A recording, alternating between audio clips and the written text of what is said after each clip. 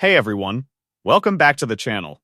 In today's video, I'll show you how to edit PDFs on iPhone. So, let's get started. First, open the files on your iPhone.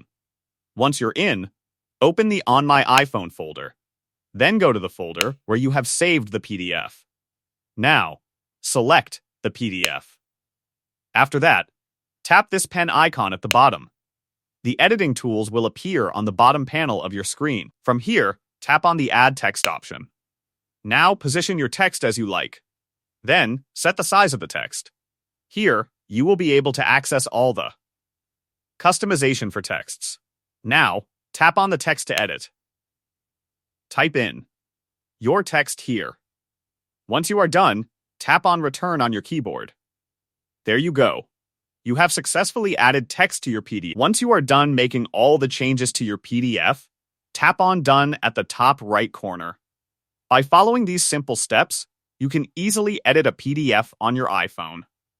And that's it. If you found this video helpful, don't forget to like, subscribe, and hit the bell icon for more practical tips. Thanks for watching.